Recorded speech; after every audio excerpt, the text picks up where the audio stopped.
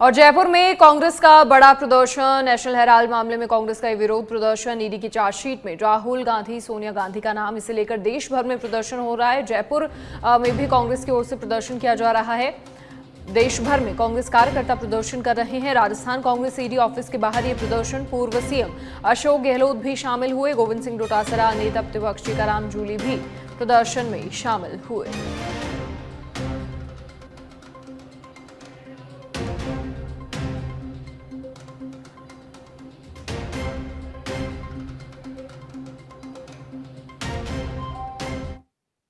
परमवीर महाराणा सांगा पे बात करते हैं, बाबर पे बात करते हैं, लेकिन हिंदुस्तान के गरीब नौजवान के आंसुओं पर बात नहीं करते। इतने धोखेबाज हैं बीजेपी वाले, कभी बात नहीं करते।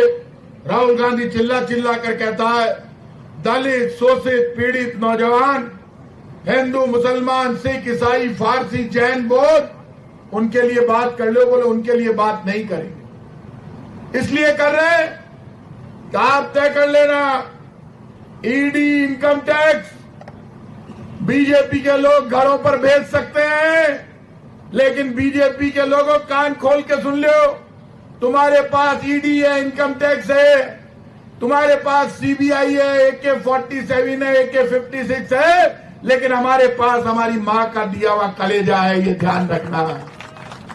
और उस कलेजे का सम्मान आपके हथियारों से ज्यादा है। हिंदुस्तान के संविधान की बात देश का कांग्रेस का कार्यकर्ता करता है।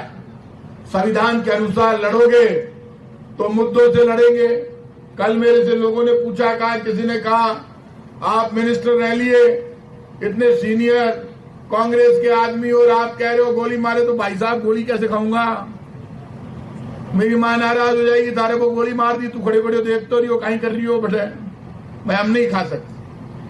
खरी खरी बात करते, हमारे ऊपर लाठी चलाओगे, लाठी का जवाब लाठी से देंगे। गोली चलाओगे, गोली का जवाब गोली से देंगे। मैं खुल के कह रहा हूं, चाहे कोई नाराज हो जाए, मरे ही नहीं खाएंगे। देश की आजादी की लड़ाई में महात्मा गांधी ने कहा, अहिंसा का आंदोलन किया, सबने माना, गोलियां खाई, मर गए।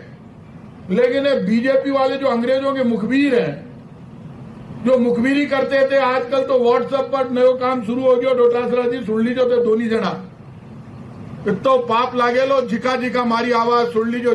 जो इस देश में महात्मा गांधी के लिए झूठे वीडियो डाल रहा है, गलत वीडियो डाल रहा है, उनको मैं बता देना चाहता हूं, महात्मा गांधी आधा टुकड़ा, आधा मीटर से भी कम की आधी धोती इसलिए पहनते थे कि वो चाहते थे कोई भी मां, बहन, बेटी के पास धोती की कमी नहीं पड़े, इस लोगों में संदेश जाए।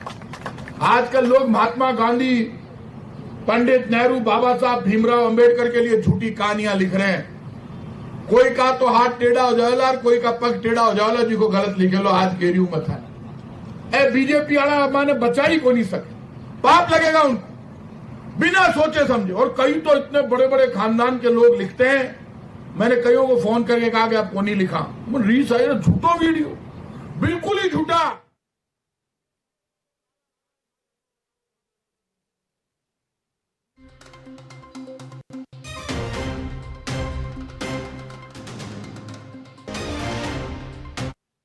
थी वो सामने आ रहा है कि कैसे भी मुंह में लगाओ, लेकिन इनको तोड़ो। आप देखो, जब लोकसभा का चुनाव चल रहे थे तो खाते सीज किए थे, क्या हुआ साहब उनका?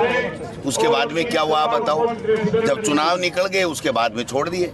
और आज अब इनको लग रहा है कि इनका जो अध्यक्ष बनेगा उस वक्त कोई न कोई बड़ा कोई धमाका होने वाला है, इसलिए इनको ध्यान डाइवर्ट करने के लिए ये जो वक्फ बिल लेकर क्या है, इसका विरोध पूरे देश में हो रहा है। सुप्रीम कोर्ट में लोग चले गए, तो वो ध्यान भटकाने के लिए इस तरीके की बातें करते हैं। इसका हम लोग पुरजोर शब्दों में विरोध करेंगे। प्रदेश अध्यक्ष मदन राठौड़ कह रहे हैं कि जांच एजेंसियां काम नहीं करेंगी प्रदेश में। क्या वो प्रवक्ता हैं क्या जांच एजेंसियों के? उनको सीएम तो नहीं मान रहा कुछ भी, उनकी काहे के लिए भिड़ रहे हैं हमसे?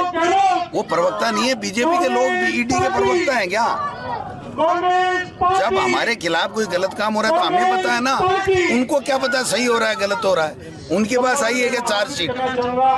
तो ये तो सुनियोजित षड्यंत्र है, क्योंकि बीजेपी के हेड ऑफिस से उनके पास में आता है कि हम जो कर रहे हैं उसको आपको जस्टिफाइड करना है, और वो जिसको अखबार को बचाने के लिए कांग्रेस ने जो काम किया उसके खिलाफ कोई पैसे का लेन देन नहीं हुआ। जो कंपनी बनी नॉन प्रॉफिट की बनी, और उसके बावजूद पूरे देश के अंदर हमारे नेताओं की छवि खराब करने के लिए, विपक्ष को दबाने के लिए। और ये पहला मौका नहीं है।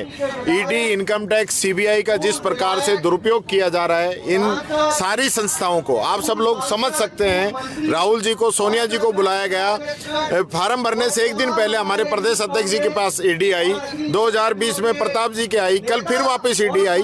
तो ये लगातार पूरी ईडी का जो काम है वो विपक्षी पार्टियों के लिए है क्या? ईडी ये बताए, मदन राठौड़ जी बोल रहे हैं तो वो बताएं कि प्रधानमंत्री नरेंद्र मोदी जी ने एनसीपी के पवार के खिलाफ, अजीत पवार के खिलाफ 70,000 करोड़ का घोटाले का आरोप लगाया था, और 7 दिन बाद उसको बीजेपी में शामिल कर लिया और उसको क्लीन चिट मिल गई। तो ये या तो ये आरोप झूठे लगाते हैं या ईडी झूठी कार्रवाई करती है, ये बात में